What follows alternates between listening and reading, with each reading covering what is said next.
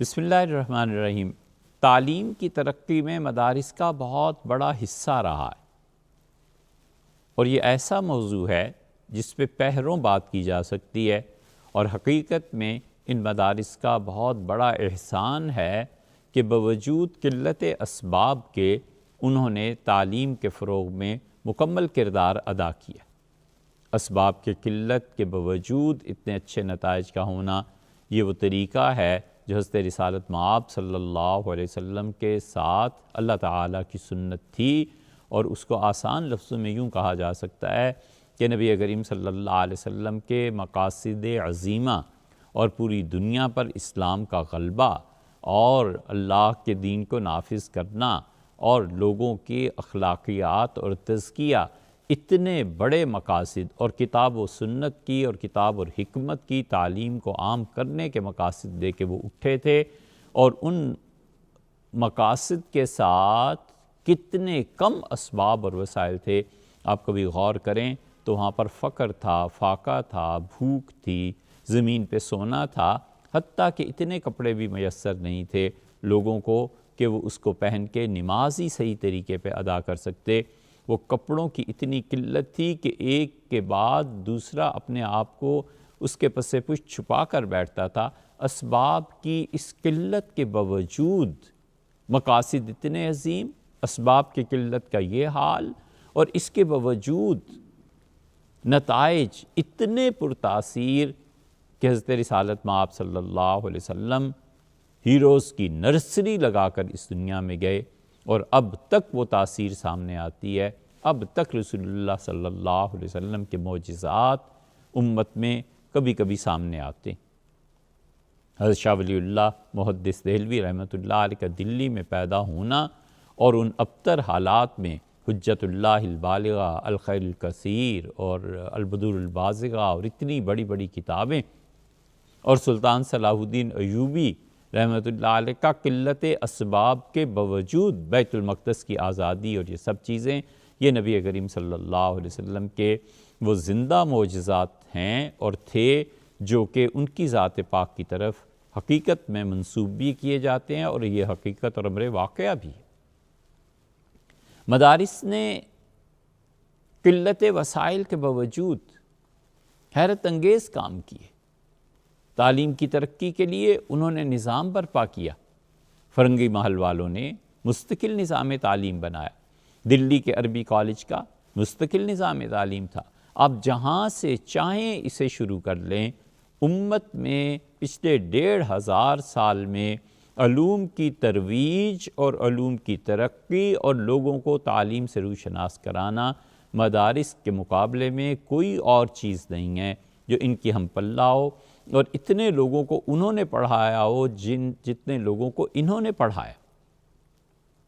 ہمارے ملک میں دیکھ لیں، 20 لاکھ سے زیادہ طلبہ اس وقت مختلف مدارس میں تعلیم حاصل کر رہے ہیں۔ وہ مکتبہ فکر کوئی بھی ہو، لیکن بہرحال وہ پڑھا رہے ہیں، اور ان پڑھ سے یہ پڑھا لکھا بچہ زیادہ اچھا ہے، بشرطے کہ اس کے ساتھ ساتھ اس کی تربیت بھی کی جائے۔ سقراط نے کسی زمانے میں کہا تھا کہ 90% تربیت اور 10% تعلیم کافی ہوتی ہے۔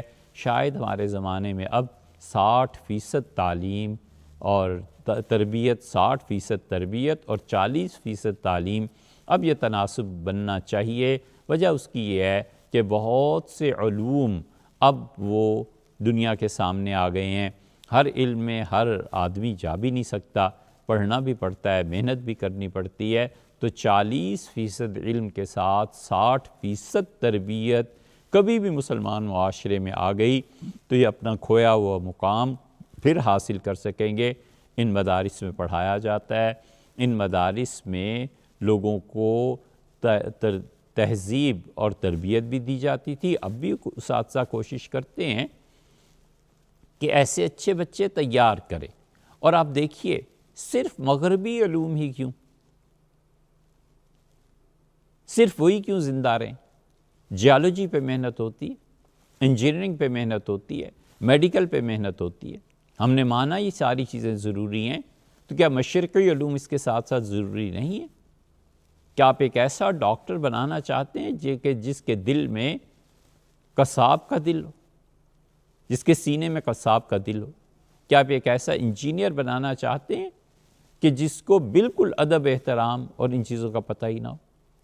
دنیا میں یہ جتنے علوم بھی پیسے کا ذریعہ بنتے ہیں، اس کے ساتھ ساتھ ان بچوں کا دل گداز کرنے کے لیے، انہیں انسانی اخلاقیات سکھانے کے لیے، جو بھی ان کے معاشرے میں ادب ہوتا ہے، جو ان کے معاشرے کی شاعری ہوتی ہے، جو ان کے معاشرے کے قصے کہانیاں ہوتے ہیں، وہ ان کی شخصیت کو تعمیر کرنے میں زبردست معاون اور ایک بہت بڑا فیکٹر اور ایک بہت بڑا عامل ہوا کرتے۔ اس لیے یہ ضروری ہے کہ ہمارے بچے جہاں ویسٹ کے وہ علوم پڑھیں جنہیں پڑھ کر وہ کل کو نوکریاں کرنا چاہتے ہیں اور نوکر بننا چاہتے ہیں، اس کے ساتھ ساتھ ان میں جذبہ حریت، صحت مندانہ اختلاف، اظہار اور اظہار سے پہلے ادراک، کامل ادراک کے پیدا ہونے کی صلاحیت اور کامل ادراک کے بعد کامل اظہار تک پہنچنا، یہ چیزیں بچوں کو وہ معاشرہ سکھاتا ہے جس میں ان کی گروتھ ہوتی ہے۔ وہ علوم سکھاتے ہیں جو علوم ماں کی گود سے ملتے ہیں۔ کہانیاں بچوں کی تربیت کرتی ہیں۔ ہمارے مدارس میں قصے، کہانیاں سچائی پر مبنی، اللہ کی کتاب میں جو قصے آئے ہیں اور حضرت رسالت مآب صلی اللہ علیہ وسلم کی احادیث میں جو واقعات آئے ہیں، تاریخ بہت بڑا حصہ ان چیزوں پہ مشتمل ہے۔ 90-95% تاریخ قصص ہیں، کہانیاں ہیں، اور حقیقت میں سچی کہانیاں، سچی باتیں ہیں۔ یہ سب کیا ہے؟ یہ ہمارے مدارس میں پڑھایا جاتا ہے تاکہ بچے اس کے دل میں، اگر وہ ڈاکٹر بھی بنے یا کچھ بھی بنے، ایک اس کے سینے میں ایسا دل ہونا چاہیے جس میں انسانیت کے لیے ہمدردی ہو، اپنے بھائیوں کے ساتھ حسن سلوک ہو، اللہ کی راہ میں خرچ کرنے کا جذبہ پیدا ہو اور علم کی نشر و اشاعت کی جائے۔ حضرت شاہ ولی اللہ محدث دہلوی رحمۃ اللہ علیہ کے مدرسے کے ختم ہو جانے کے بعد اب ہندوستان کی تاریخ کو پڑھ جائیے، جنازہ پڑھانے کے لیے لوگ نہیں رہے تھے اور نکاح پڑھانے کے لیے لوگ نہیں رہے تھے۔ یہ تو پھر حاجی عابد صاحب مرحوم رحمۃ اللہ علیہ، جو حضرت حاجی امداد اللہ صاحب مہاجر مکی رحمۃ اللہ علیہ کے خلیفہ تھے، انہوں نے دیوبند میں ایک مدرسے کی بنیاد رکھی اور انہوں نے حضرت مولانا قاسم نانوتوی رحمۃ اللہ علیہ کو میرٹ خط لکھا کہ 8 روپے کی پیشکش کی کہ آپ تشریف لائیے اور یہاں تعلیم دیجیے۔ دوسری طرف ندوۃ العلماء تھا، شبلی نعمانی، ان کے مکتب فکر کے لوگ، وہ اب تک ماشاءاللہ کام کر رہے ہیں، اس وقت بھی کام کیا انہوں نے اور بہت کام کیا۔ سید سلیمان ندوی رحمۃ اللہ علیہ نے سیرت طیبہ جو لکھ کے امت کے حوالے کی ہے، اب کوئی شخص ایسا نہیں ہے جس نے سید صاحب کی اس کتاب کے بعد سیرت لکھی ہو اور وہ اس کتاب کا محتاج نہ ہو۔ مولانا احمد رضا خان صاحب بریلی میں، ان کے فتاویٰ آپ دیکھیے جو اب 35 کے قریب جلدوں میں چھپے ہیں، وہ لکھتے ہیں اور بسا اوقات ایسی ایسی چیزیں لکھتے ہیں جیسے 8ویں 9ویں صدی کا کوئی فقیہ لکھ رہا ہے، اور جتنا تباہر انہیں حنفی فقہ کی جزیات میں حاصل تھا، غالباً ان کے معاصرین میں کوئی ان کا مقابلہ نہیں کر سکتا۔ مولانا عبدالحی صاحب فرنگی محلی کو دیکھیے، وہ کہاں ہیں؟ لکھنؤ میں، فرنگی محل میں ہیں، اور مولانا عبدالحی صاحب رحمۃ اللہ علیہ کی اکیلی شخصیت ہی وہ آدمی نہیں، اکادمی تھا، وہ ایک فرد نہیں، پورا سماج تھا، وہ ایک آدمی نہیں، اکیڈمی تھی۔ اتنا علم اللہ نے اس میں رکھ دیا تھا اور انہوں نے کیا۔ یہ سب مدارس ہی ہیں جنہوں نے پیدا کیے ایسے اچھے اچھے بچے، ایسے پڑھے لکھے لوگ، اور اگر یہ نہ ہوں تو آپ کے پاس سکولز کی اتنی تعداد ہے کہ آپ اس بڑھتی ہوئی آبادی کو صحیح طرح پہ تعلیم دے سکیں۔ آپ کے اتنے اسباب اور وسائل ہیں کہ آپ ان کے لیے جو ٹیچرز مہیا ہونے ہیں ان کی تنخواہیں تک ادا کر سکیں۔ آپ کے پاس اتنی یونیورسٹیز ہیں کہ یہ بچے پڑھنے لکھنے کے بعد، ابتدائی تعلیم کے بعد، متوسطہ تعلیم کے بعد جب ہائر ایجوکیشن کے لیے جائیں تو آپ کے پاس یونیورسٹیز ہوں جہاں پر آپ انہیں پڑھا سکیں۔